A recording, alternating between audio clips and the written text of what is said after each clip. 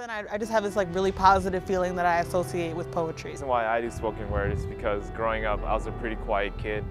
I really kept a lot to myself, and the only way that I could really communicate with myself and like understand myself and other people was through writing. I've gotten on stage a few times, and it helps me. It boosts my confidence to be on stage, so I know that I have to show my appreciation in some way.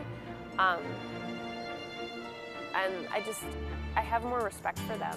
So like, they're so brave to get up on stage and talk about some of the things that they talk about, and it's like,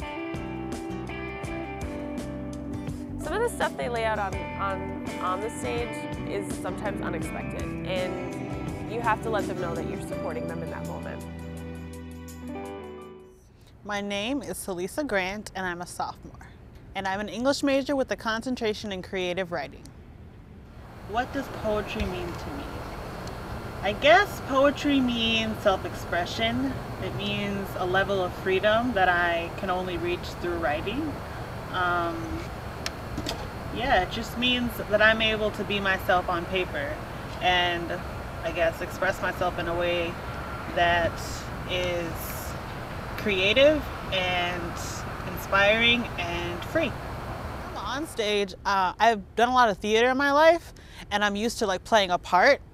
But when you're reading a poem, it's like you're not playing a part, you're playing yourself. So that's really scary.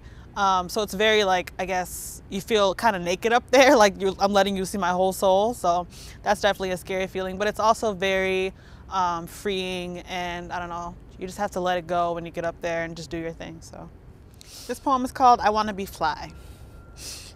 One day I told my mom, I want to be fly, Mom, not Beyonce fly. I want to be Asada Shakur fly. I want to float with Angela Davis and get high with Sonia Sanchez. I want to ride waves with Alice Walker and write cloud stories with Ruby Dee. I want to cry the heart-shaped tears of Zora Neale Hurston and watch Fearless Fire Sunset with Elizabeth Eckford. Cook 5-course meals and get drunk off love with Audre Lorde, and laugh schoolgirl laughs behind poetry's hands with Maya Angelou. Get dressed up and go out dancing with Bell Hooks and Oprah Winfrey too. Can I read poetry with Mae Jemison beneath God and her stars, and sip tea with Layla Ali, forgetting what things like time and worry are? Watch basketball with Shirley Chisholm in a world where our team always wins, and fly a childhood kite with Lisa Leslie while laughing like old friends? I want to build cities of gold from slave tears with Cicely Tyson, and raise Haiti's forgotten children with the love of Rita Dove. Rent an apartment in Harlem's Renaissance with Jill Scott, and see a community play with Dorothy Dandridge, finding beauty that others forgot. I want to write bad girl rhymes meant for nighttime with Whoopi Goldberg, and pick perfect peonies with Jada Pinkett Smith. Ride bikes in cut-off jeans with Alice Dunbar Nelson, never once using the brakes, and take a class with Billie Holiday on the science of heartache. I want to learn Latin with Queen Latifah and kick down doors with her too.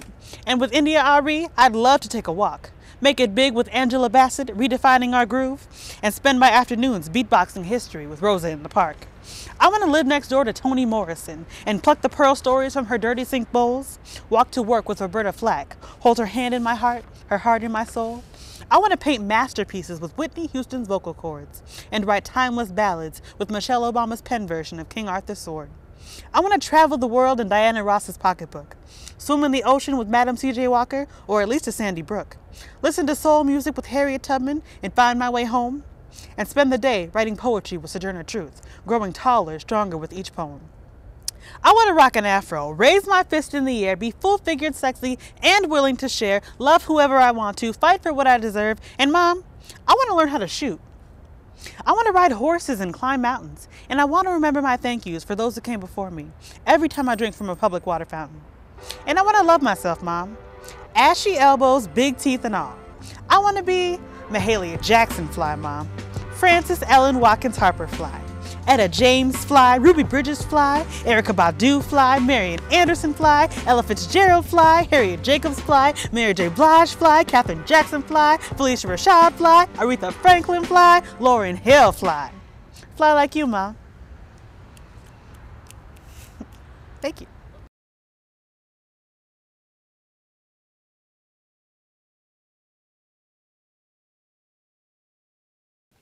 My name is Lenore McGee. I'm from Minneapolis, Minnesota, and currently I'm a teacher, math teacher in Camden, New Jersey.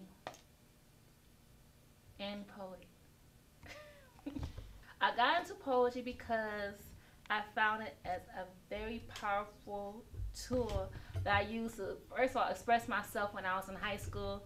Also getting more involved with my peers when I was in high school. We used to write together and perform together. And also it's just powerful, and it's a time where I can really be myself and communicate myself, a way I can communicate myself to the world. We are disturbed and troubled sections of mindless drones. We can't see the difference between homeland and home, but we are never alone, we're just lacking connections.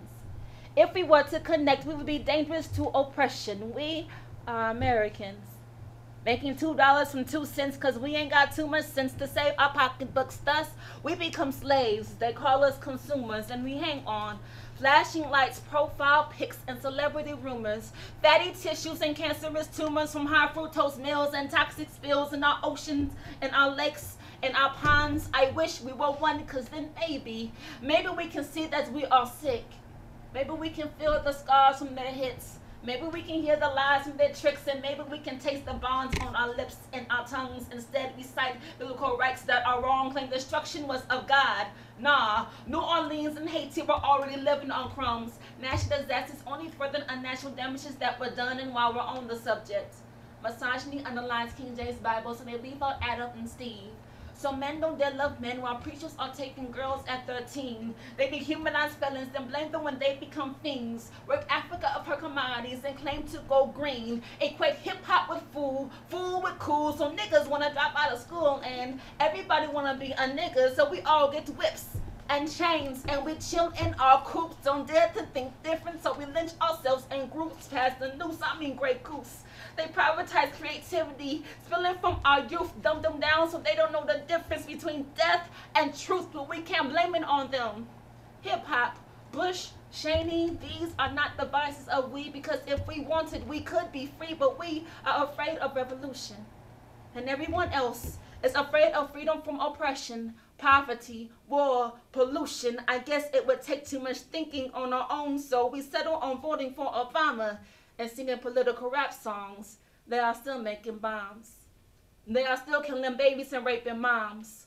They are still debating civil rights, weighing the pros and cons, and we are waiting on their decisions as if we can't make one. Oh, y'all stand up. We ain't doing enough. They say money is the root of all evil, but still in God we trust now. Something don't sound right, but we keep stinking legging on. We calling them jerks, but we singing the song. Blind Hansel and Gretel's choking on our own breadcrumbs and wondering why this road is getting rough. Well, blame it on the U.S.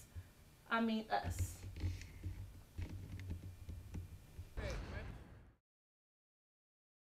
I'm an introvert. I tend to internalize things.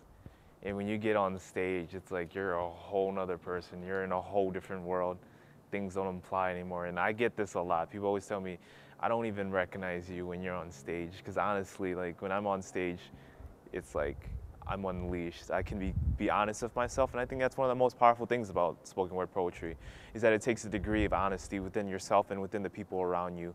Like when you go to a slam, people aren't just sitting there listening to you, they're clapping, they're hollering, they're hooting, because it's such an honest act of art that there's connection between the listener and the speaker, and there's definitely a release, at least for me when I'm doing my poetry. If a picture was worth 1,000 words, I could finally be an artist, an actual artist, and not just some guy who scribbles on the sides of napkins. If a picture was worth 1,000 words, encyclopedias would be flip books of human history. 7-page essays for biology would look like family photo albums boxed in Punnett squares, and love letters would be the click of a camera away. If a picture was worth 1,000 words, I would tear the pages of my diaries from their spines and paste them across stretched canvases. Each sentence would paint another stroke onto my still life. June 2nd entries will lay undertones in soft pink, bold blues for the friend I made up September. My first kiss was on a Sunday and would sparkle red across the corners, even if she didn't mean it. Those 6 months in 7th grade when I wondered if Dad still loved me, offered just enough black and yellow glowing brightly. Tell me remember every other moment that didn't matter. Some days there were entries, other days there weren't, and it would be the saddest masterpiece in the world. Or maybe I could sketch a self-portrait in thick paint. I want my wrinkles to be stories of yesterday, my scars to be memoirs of tomorrow, and my hickeys to be 1,000 similes. So every time I liked you, I would make you my Mona Lisa. Etch your name 1,000 times to the walls around me so that no matter where I stood, I could be sure that our eyes are still meeting. If a picture is worth 1,000 words, I would take photographs of Richard and Mildred Loving and translate them into Braille, into a million little dots that we could run our delicate fingers over because love should be blind. It shouldn't notice the color of our skin, the tone of our hair. We would still kiss with our eyes shut tight, hands wrapped around goosebumps, because love, you know when you feel it. I would take the same pen I etched metaphors with and outline every curve of your eyebrows to the cross hatches of your chin. I would take 1,000 ounces of ink and pour them over your body and use my fingers to make a million little novels, and we could finish writing that love poem we always promised to make. But if a picture is really worth 1,000 words, why'd I write this poem instead? I usually get really emotional when I watch spoken word poetry, and it's because I guess the people who are on stage are bearing their souls pretty much, like just opening up everything and laying it all there on the stage, and that's a really emotional experience. I have more respect for them. So like, they're so brave to get up on stage and talk about some of the things that they talk about, and it's like,